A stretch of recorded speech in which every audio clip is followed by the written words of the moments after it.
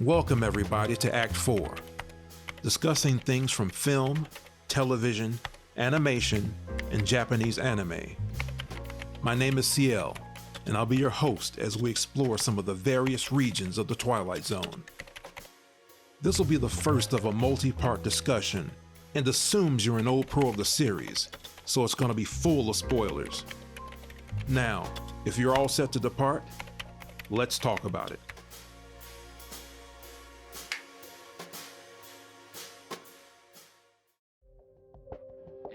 I think it's only fitting we begin with an episode penned by the man Rod Serling himself. After being longtime viewers of the series, I'm sure you've picked up on his position against bigotry, hate, and war. Well, The Passers-By is an impactful tale set around the latter, the Civil War more specifically. It opens to groups of men walking along a dirt road, and it's here we're introduced to a wounded Confederate Army sergeant who steps off the road and finds himself on the property of Lavinia Godwin. Beautiful once, wasn't it?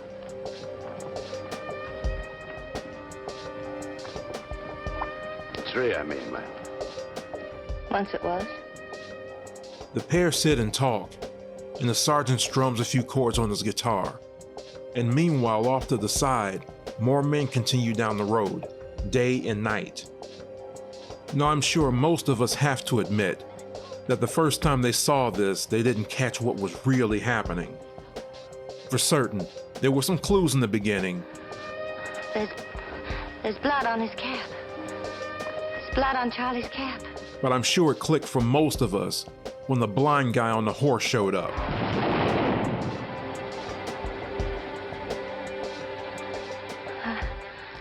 I couldn't have missed you. And then realize, okay, everybody's dead. All the casualties of the war, North and South. But it's when the final casualty that comes down the road is when I get chills. And if you've seen The Passers-By or even know your history, you know exactly who that last casualty is. So now let me ask you, what was your takeaway from this? And what do you think lies at the end of that road? As Rod says, As we've already pointed out, it's a road that won't be found on a map. But it's one of many that lead in and out of the Twilight Zone.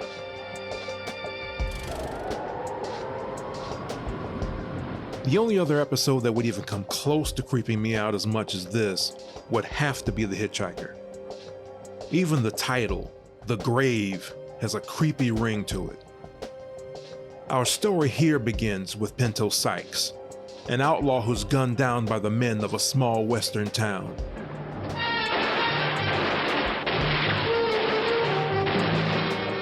Next, we meet Connie Miller, played by Lee Marvin, a hired gun who arrives in town after Pinto's assassination.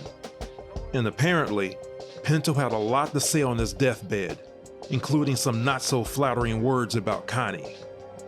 He even said that if Connie so much as went near his grave, that he would just reach up and grab him. But that if you ever come anyways close to his grave, he'll reach up and grab you.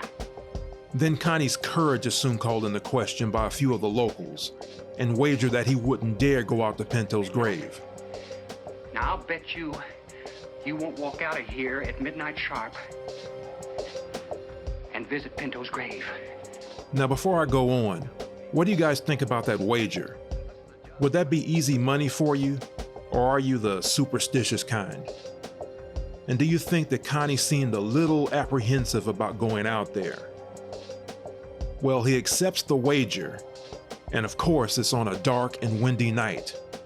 And I give him all the credit in the world for even thinking about going to a graveyard under those conditions, as I think most people would probably pass on that little trip.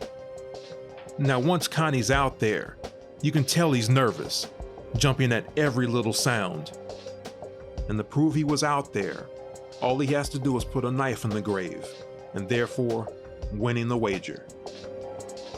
But then, something unexpected happens, and Connie doesn't make it back. The men he made the wager with go out to the graveyard, along with Pinto's sister, and find Connie's body lying next to Pinto's grave. One of the men, Lee Van Cleef's character Steinhardt, theorizes that Connie's demise came about through a combination of the wind and his imagination running wild. But Pinto's sister has another theory, which makes us question whether the dead can truly come back to life.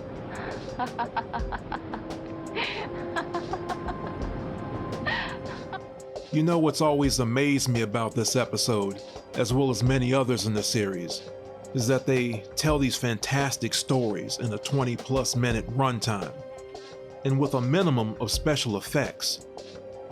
It's a testament to what you can do with some good storytelling, and then allowing our imaginations to do the rest. This one is written by Richard Matheson, and this time around, we've got Don Carter, played by William Shatner, before he went on to star in another iconic show, and his wife Pat. They enter a small nondescript cafe waiting for their car to be repaired, and the booth they settle into is where all the magic happens. And we're given a clue almost out the gate that something unusual is coming when we glimpse the small devil's head on top of the fortune-telling machine. And as you know, devils are something we don't take lightly in the Twilight Zone. Just check out the episodes The Howling Man and Printer's Devil. Well, everything appears harmless enough as our man Don plunks a couple of pennies into the machine and asks some simple yes or no questions, and the pair act as most people would and dismiss his answers as simple coincidence. But then penny after penny, the episode gets weirder when it turns out to be one coincidence too many. There's no question about it.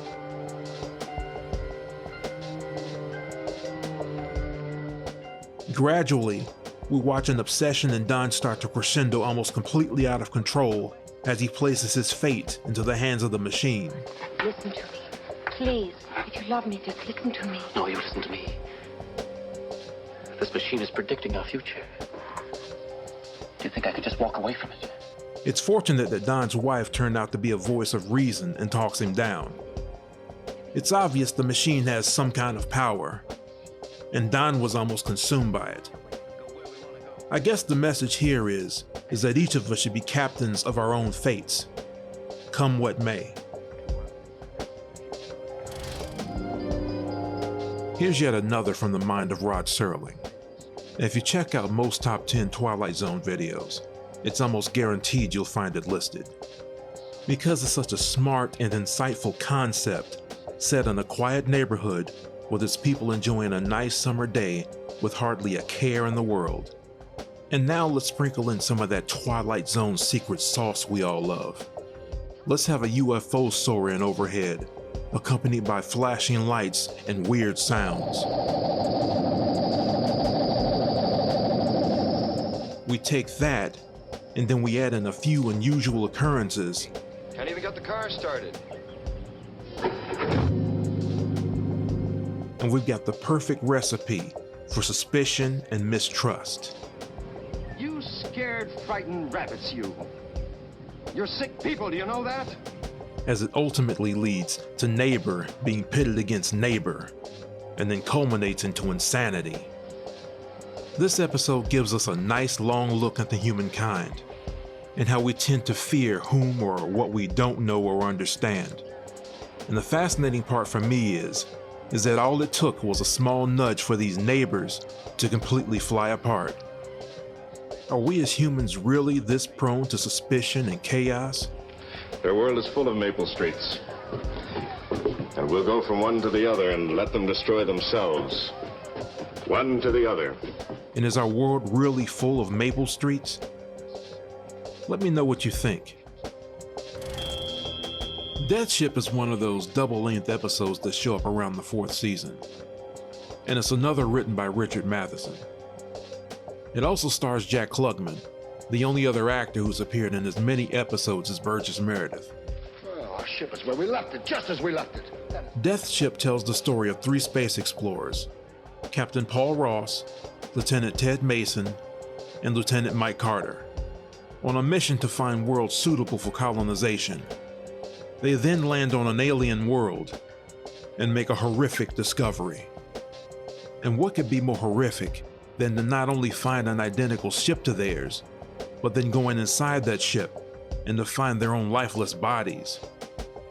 Needless to say, the discovery leaves them in a state of great unease.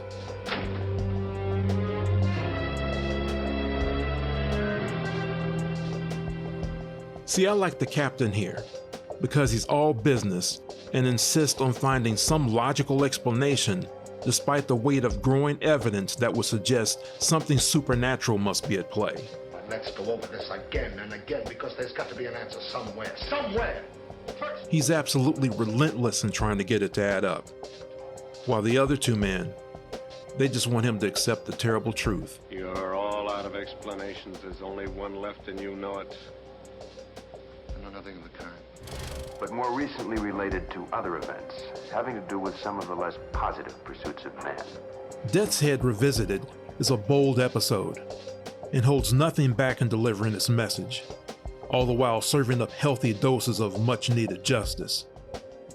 Here we have the misfortune to meet Mr. Schmidt, a cruel little man with an even crueler history, who returns to the Dachau concentration camp to fondly reminisce his days as a Nazi soldier. All right, pigs, up. Time to greet the morning. On your feet, Phil. He reflects on the power he wielded and all the pain he inflicted with that power. Though the one thing he didn't count on was that in the Twilight Zone, that kind of nostalgia can come at a price. Mr. Schmidt, formerly known as Captain Lutze, is forced out of his cloud of longing for the good old days to discover that the ghosts of his past have returned to mete out the justice I mentioned before. The victims of his crimes return as both judge and jury. The inmates of Compound 6, Dachau concentration camp, versus Günther Lutze, Captain SS. And a trial is held, and then a sentence is appropriately handed down. How does their torment feel?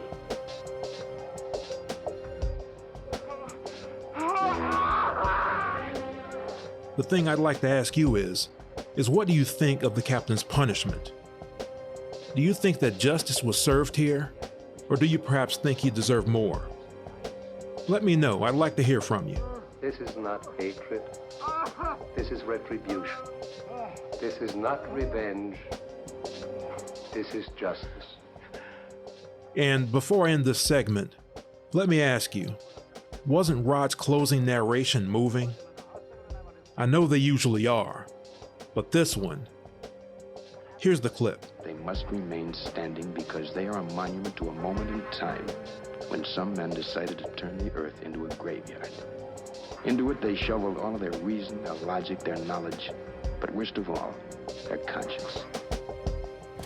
Jason, I have been your physician now for 25 years. There are times in the Twilight Zone when the right people get exactly what they deserve.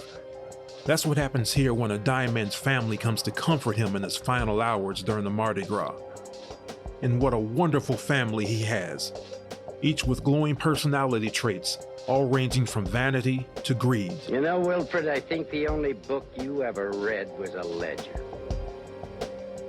They're like vultures hovering overhead, waiting for the old man to take his last breath and just swoop in and devour his fortune.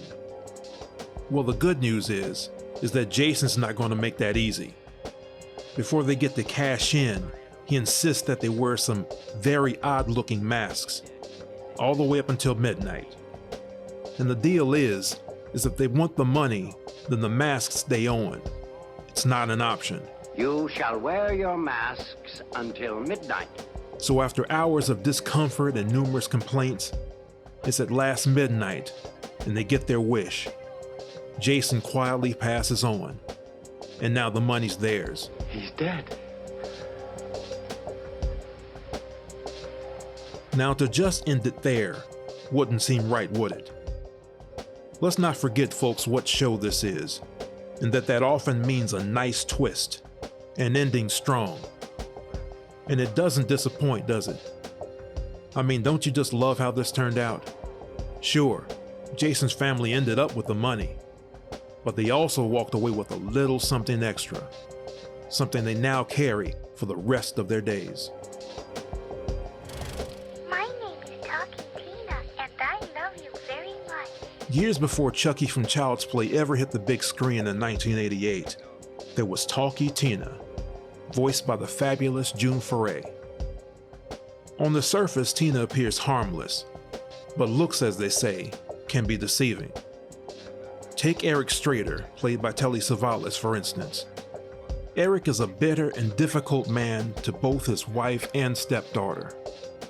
And sadly, the stepdaughter, Christy, is the one who seems to get the absolute worst of it. Will you shut that thing off? But as fate would have it, Christy's got a friend in Tina. Because not only does Tina talk, but her head and arms move. And we learn she's got another feature that you won't find listed in her instruction manual or written on the box she came in. And all the fun begins once Eric's alone with Tina, as Tina's elementary vocabulary goes from, "My name is Talkie Tina, and I love you," to the more baleful, "My name is Talkie Tina, and I'm going to kill you." My name is Talkie Tina, and I'm going to kill you. Weirded out yet? Yeah, well, me too. But I have to be honest. The interactions between Eric and Tina are funny in some scenes. At least to me they are. My name is Eric Strader, and I'm going to get rid of you. You wouldn't dare. Though there is nothing funny about how it ends. It's like I said, I get in a couple of cheap laughs, but when that ending hits, I am not laughing anymore. And for that matter, neither is Eric.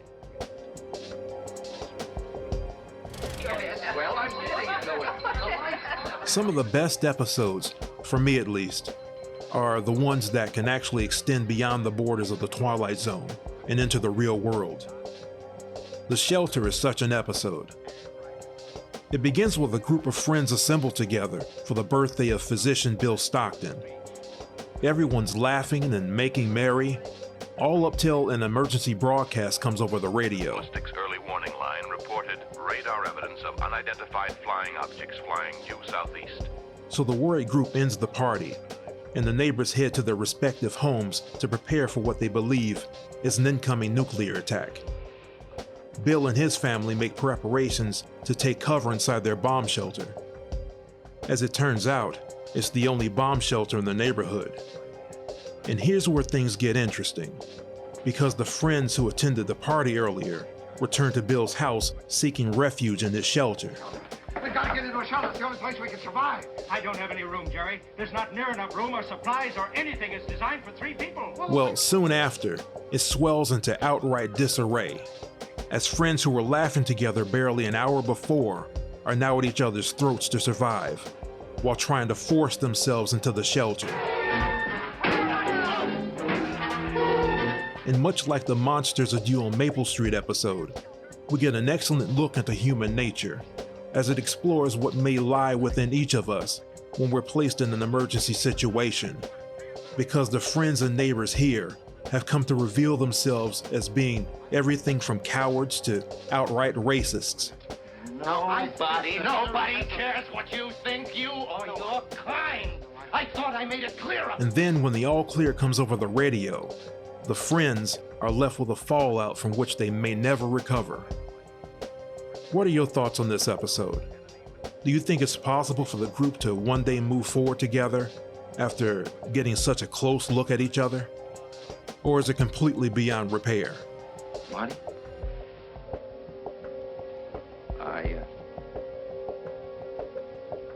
I went off my rocker. Again, let me know what you think. Here's some of Rod's closing narration. No moral, no message, no prophetic tract. Just a simple statement of fact. For civilization to survive, the human race has to remain civilized. Tonight's very small exercise in logic from the Twilight Zone.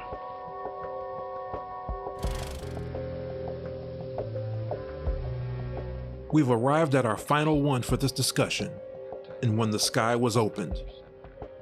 This is based on the short story Disappearing Act by Richard Matheson. Now, we've already gone over how the Twilight Zone deals out its share of justice when those deserving get what's coming to them. But we haven't yet talked about the times where it seems profoundly unfair or even terrifying. The episode Time Enough at Last is one of the first I think of when it comes to unfair, and I plan on covering that in more detail in the second part of our discussion. That's not fair. That's not fair at all. It opens in hospital room number 15 with Colonel Clegg Forbes and Major William Gart, a pair of space pilots who survived the crash of their ship, the X-20. Well, Forbes appears a little agitated, and the weirdness begins when he tells Gart that there was a third man aboard the X-20, a man named Colonel Ed Harrington. Forbes holds up a newspaper with a photo of he and Gart, and he insists that Harrington was once in the picture with them. Forbes then goes into a flashback, recalling he and Harrington in a bar having drinks together. It's like I didn't belong here. Like if I was to let myself go. It gets even weirder when Harrington enters the payphone inside the bar and never comes out. And then it's like he never existed. Anyway, we come out of the flashback and Forbes tells Gart that he suddenly doesn't belong. Oh no. Oh no! I don't want this to happen! Phil, I don't want it to happen! I don't want it to happen! Gart looks down the hallway and Forbes is gone. As Gart picks up the newspaper, he sees that it's just him in the photo now. And then not a minute later, we cut to the nurse telling the superior officer that room 15 is empty and can take 3 patients. And keep in mind that long before the now famous snap from Thanos, there was this episode. Heck, even the ship the 3 men piloted vanished. And I know I can't be the only one left in complete awe after this ended. Let me know below if this one creeped you out too. Well, friends, it's time to call it a wrap. Next time we'll venture even deeper into the realm between light and shadow. But for now, I'd like to thank you for joining me, and I hope to see you in the second part. So until then, take care and keep watching.